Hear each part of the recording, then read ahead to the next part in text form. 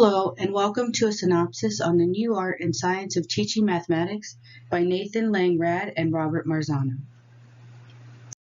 Marzano and Lang's 10 designs for mathematics are grouped into three main categories: feedback, content, and context. Part 1 of feedback discusses a teacher's need to provide scales and rubrics and how to successfully implement them. This section is similar to Burden and Bird's Chapter 11 on ways to rate students, products, or performances. Part 2 of feedback discusses a teacher's approach in assessing student learning and how to connect their learning.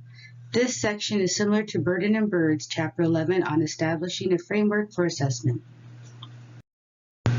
Next is content. Part 1 addresses teacher instruction and the best methods to achieve student learning and participation. This section is similar to Burden and Bird's Chapter 5 through 6 as it addresses instructional planning and the teacher-student instructional strategies.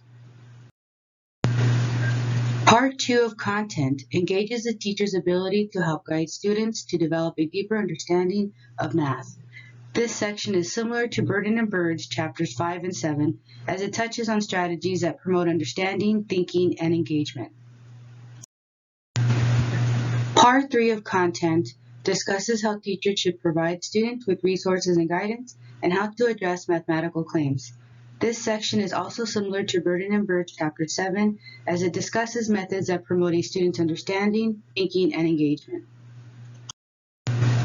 Part 4 of content explores a teacher's generalized approach to mathematical strategies that can help students learn math through organized stages. This section is similar to Burden and Bird's Chapters 5 and 6 as it touches on teacher-centered and student-centered instruction. Lastly is context. Part 1 addresses a teacher's approach to promoting student engagement and motivation.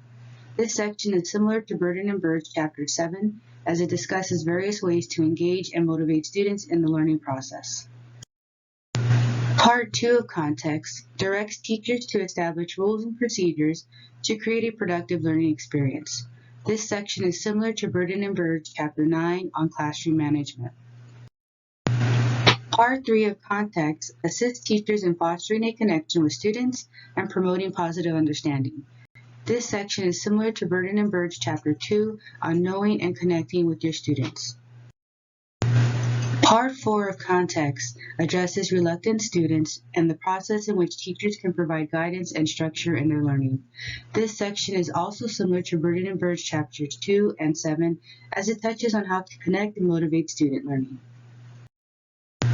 In conclusion, a teacher that utilizes the methods and strategies presented in the new art and science of teaching mathematics will be better prepared and highly effective in their approach of math instruction. Thank you for watching.